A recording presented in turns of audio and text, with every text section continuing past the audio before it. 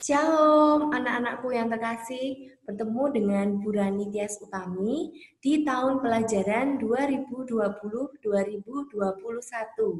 Pada kesempatan yang berbahagia ini, sekalipun kita tidak bisa bertemu secara langsung di kelas, tapi Ibu berharap kalian tetap dalam kondisi yang sehat, semangat, dan penuh sukacita dalam belajar bahasa Indonesia.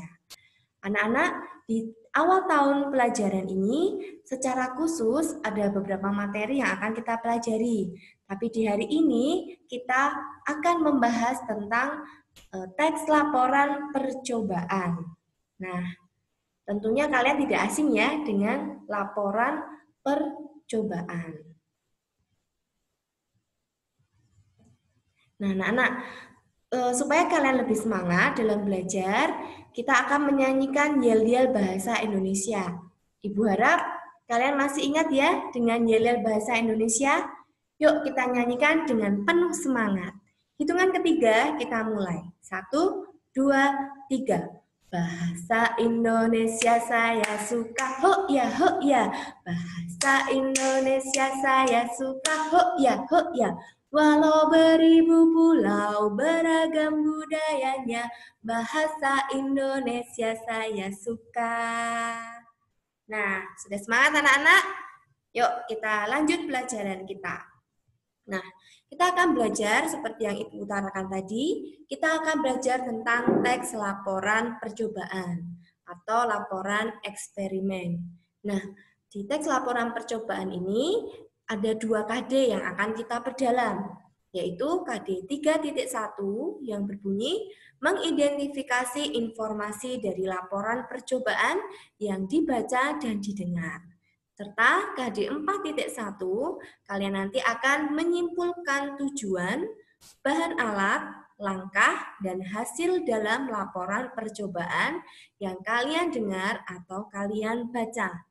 Kalian tentunya masih ingat ya anak-anak, kalau KD-nya diawali dengan angka 3, berarti itu nanti akan mengukur kemampuan dalam hal pengetahuan kalian. Sedangkan jika KD-nya dimulai dengan angka 4, nah itu akan mengukur keterampilan kalian. Nah, apa tujuan pembelajaran kita? Ada 4 hal. Yang pertama, kalian akan memahami pengertian. Yang kedua, ciri-ciri. Yang ketiga, fungsi dari laporan percobaan. Nah, tujuan pertama, kedua, dan ketiga itu nanti berkaitan dengan aspek pengetahuan atau tadi di KD 3. Sedangkan yang keempat, menyimpulkan tujuan bahan alat, langkah, dan hasil dalam laporan percobaan itu nanti untuk mengukur kemampuan kalian dalam hal keterampilan. Baik anak-anak, semakin memahami ya apa yang menjadi fokus pelajaran kita hari ini. Nah, apa saja nih yang akan dinilai pada materi ini? Tentu saja ada 3 aspek yang akan Ibu nilai. Yang pertama dari segi pengetahuan, Ibu akan mengukur pengetahuan kalian mengenai pengertian, ciri-ciri, dan fungsi teks laporan percobaan. Dan yang kedua, Ibu akan menilai kalian dalam hal keterampilan. Keterampilan apa? Keterampilan kalian dalam menyimpulkan tujuan, alat bahan, langkah, dan hasil dalam laporan percobaan yang kalian baca atau kalian dengar. Nah, anak-anak, dan tidak kalah penting lagi yang ketiga, Ibu akan mengamati sikap kalian dalam hal kreativitas dan kedisiplinan. Dari kreativitas nanti Ibu akan lihat dari hasil percobaan yang kalian lakukan. Yang kedua, dari aspek kedisiplinan, Ibu akan mencermati 1, ketepatan kalian dalam kehadiran atau presensi. Yang kedua, ketepatan kalian dalam mengumpulkan tugas, ketepatan waktu dalam mengumpulkan tugas. Dan bisa Ibu tambahkan dengan apakah kalian berpakaian rapi sesuai dengan ketentuan dari sekolah. Nah, itu juga bisa Ibu masukkan dalam aspek kedisiplinan. Oke. Baik anak-anak, nanti ini Ibu tayangkan sedikit tentang percobaan sederhana tentang pelapukan kapur. Nah, silahkan anak-anak lihat ya.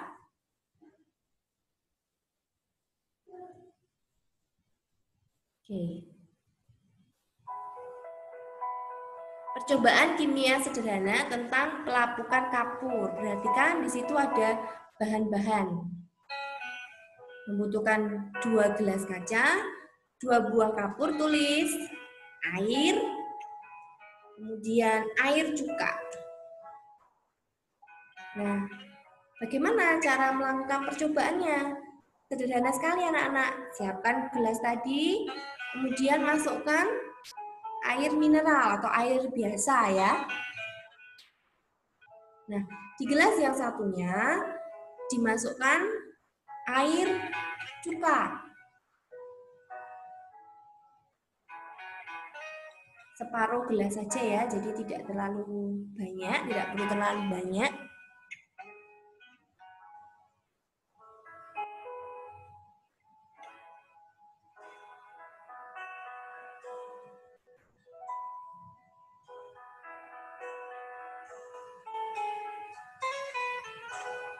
Ya, langkah berikutnya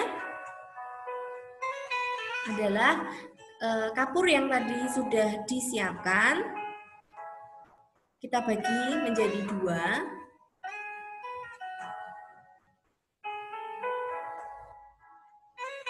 Lalu dimasukkan. Ya, yang satu dimasukkan di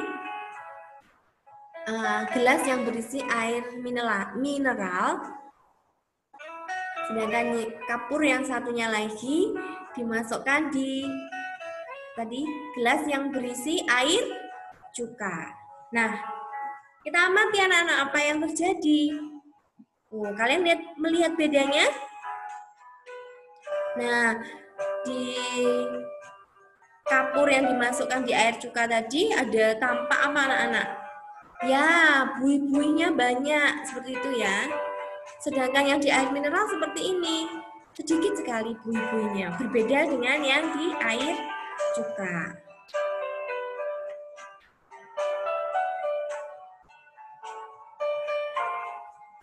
Nah, itu hasilnya kapur dengan campuran air cuka seperti itu. Oke ya. Jadi kalau tadi kapur yang berisi air cuka tadi buihnya kecil atau sedikit sekali. Sedangkan maaf ya ada bel. Kalian rindu dengan suara bel ini? It's time to begin the first lesson.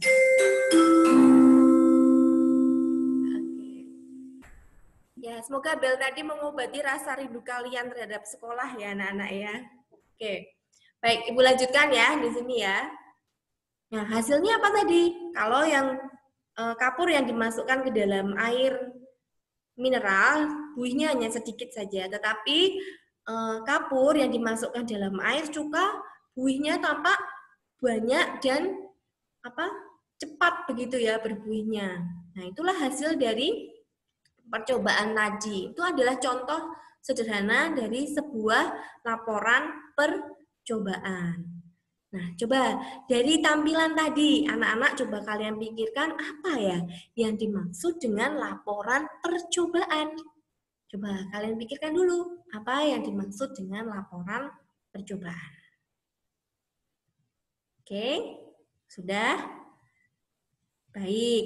Nah, laporan percobaan tadi ialah teks yang berisi paparan mengenai tujuan, proses, dan hasil suatu eksperimen atau percobaan. Teks laporan percobaan juga menceritakan mengenai percobaan yang dilakukan oleh seorang peneliti. Berikutnya, apa ya ciri-ciri laporan percobaan yang membedakan dengan jenis teks-teks yang lain? Nah, laporan percobaan pasti dia melaporkan suatu eksperimen. Seperti contoh tadi ya, yang pelapukan kapur tadi ya menggunakan cuka dan air mineral. Nah, itu hasil dari suatu percobaan. Itu ciri yang pertama. Yang kedua, percobaan ilmiah dilakukan untuk menguji sesuatu. Seperti yang tadi, menguji apakah ada perbedaan reaksi antara kapur dengan air cuka dengan campuran kapur dengan air mineral. Nah, jadi dilaksanakan untuk menguji tadi. Yang ketiga, laporan percobaan berawal dengan menjabarkan tujuannya. Jadi, mengapa laporan percobaan itu dilakukan? Pasti ada tujuan yang ingin dicapai. Lalu yang keempat, menjabarkan bahan dan alat. Tadi ada ya di video tadi, bahannya ada kapur, air, alatnya ada gelas, seperti itu. Kemudian yang keempat, menjabarkan prosedur atau langkah-langkah bagaimana percobaan itu dilakukan. Step-stepnya, langkah-langkahnya. Langkah pertama tadi apa? Siapkan alat dan bahan, ini bahannya. Langkah kedua, masukkan air ke dalam gelas, masukkan air cuka ke dalam gelas, kemudian masukkan kapur. Nah, seperti itu. Jadi ada prosedur atau langkah-langkah melakukan eksperimen. Lalu selanjutnya, setelah melakukan suatu percobaan, jangan lupa ini menjadi poin yang penting, yaitu mencatat. Hasilnya tadi dicatat.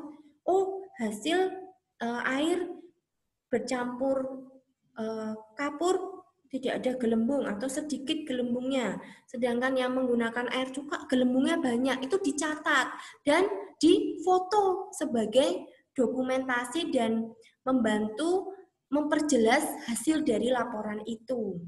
Kemudian yang terakhir, laporan dijabarkan dan disimpulkan. Jadi setelah ketemu hasilnya, laporan itu disimpulkan. Ternyata ada perbedaan reaksi campuran air cuka dengan air mineral. Ya. Nah, seperti itu. Jadi disimpulkan hasilnya seperti apa. Sudah jelas anak-anak untuk yang ciri-ciri? Saya rasa tidak terlalu sulit ya untuk kalian. Berikutnya, fungsi laporan percobaan. Ada 4 ya fungsinya. Yang pertama, merupakan sumber informasi, karena tentu saja dengan adanya percobaan kita bisa menemukan hal-hal yang baru, kita bisa menemukan fakta-fakta baru, info-info baru yang menambah pengetahuan si pembaca laporan itu. Lalu yang kedua, fungsinya ialah untuk mengetahui kemajuan suatu permasalahan. Semisal, dulu belum ditemukan vaksin COVID-19, tapi setelah dilakukan penelitian, terus-menerus, nah lama-lama dan telah diuji berkali-kali, bisa ditemukan vaksin. Lalu yang ketiga, dapat menemukan teknik-teknik yang baru. Keempat, untuk memecahkan suatu permasalahan. Nah, itu fungsi dari laporan percobaan. Berikutnya, ini untuk keterampilannya ya anak-anak, bagaimana cara menyimpulkan laporan percobaan? Karena nanti kalian akan diminta, jika di 4, kalian akan diminta untuk menyimpulkan laporan percobaan. Nah, ada 3 langkah yang bisa kalian lakukan. Yang pertama ialah baca dulu ketika itu berupa teks. Simak dengan baik laporan itu dengan seksama. Artinya cermati dari awal sampai akhir. Yang kedua, jangan lupa ini menjadi hal yang penting. Kalian mencatat informasi-informasi penting yang terdapat pada laporan itu. Misalnya, informasi tentang tujuannya apa toh dilakukan penelitian itu. Informasinya tentang apa toh alat yang digunakan. Nah, seperti itu. Bagaimana hasilnya? Nah, itu salah satu atau beberapa contoh informasi-informasi penting yang bisa kalian catat. Yang ketiga, kalian gabungkan informasi-informasi penting yang kalian dapatkan tadi menjadi sebuah atau beberapa kalimat. Jika itu laporannya panjang, bisa kalian buat beberapa kalimat. Nah, itu tadi 3 langkah penting dalam menyimpulkan laporan percobaan. Nah, untuk lebih kalian lebih paham lagi, silakan kalian lihat video ini. Nanti kita akan berlatih bagaimana cara menyimpulkannya. Bentar ya, anak-anak ya.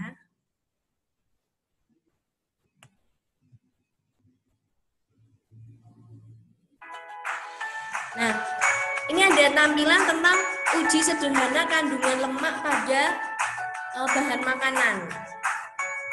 Nah, itu dijelaskan dulu lemak itu apa, gitu ya.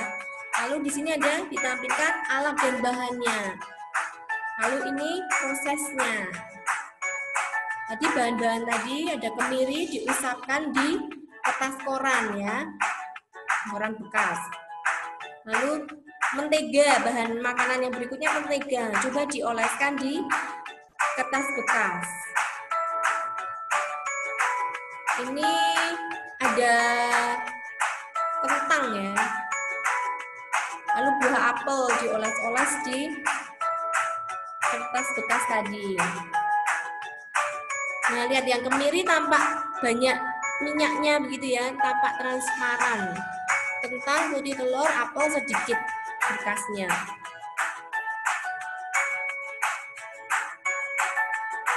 Nah, kesimpulannya, jika kertas koran menjadi transparan, berarti bahan makanan tersebut mengandung lemak. Dari bahan makanan yang diuji, kemiri dan mentega mengandung lemak. Nah, jadi langkah-langkah sederhana menguji kandungan lemak pada makanan. Oke, nah anak-anak, dari video yang kalian lihat tadi, yuk kita akan mencoba untuk membuat apa nak? Kita akan mencoba membuat simpulannya, menyimpulkannya. Nah, kalian lihat kursor yang Ibu geser-geser ya. Nah, kita bisa simpulkan, tadi tulis judulnya, uji sederhana kandungan lemak pada makanan. Lalu apa saja yang perlu kalian tuliskan? Yang pertama ini, kalau kalian mau menyimpulkan,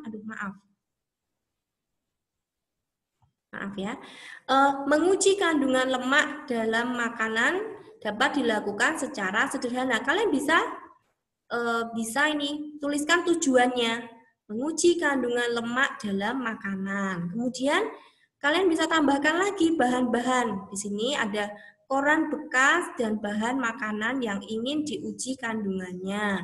Kemudian lalu kalian tuliskan juga apa saja yang bisa kalian tuliskan dalam kesimpulan. Caranya tadi gimana? Bagaimana cara atau langkah-langkah melakukan percobaan? Kalian tulis dengan singkat.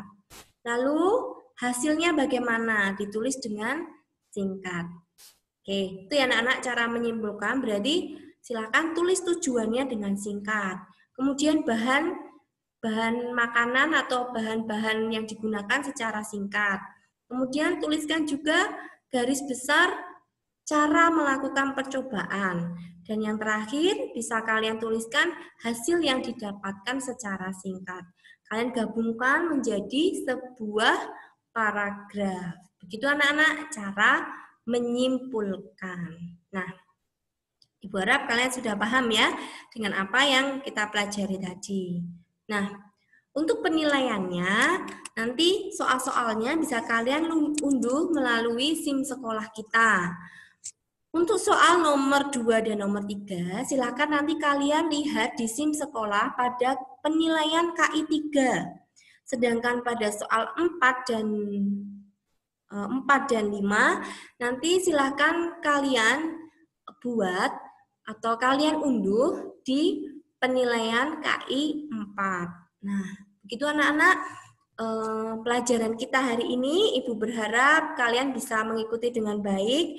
Dan bila ada pertanyaan, jangan sungkan. Kalian bisa bertanya pada Ibu, boleh diketikkan melalui SIM sekolah, atau kalian boleh menghubungi nomor Ibu. Terima kasih anak-anak, sampai di sini dulu pelajaran kita hari ini. Tetap semangat belajar dan Tuhan memberkati kalian. Shalom anak-anak.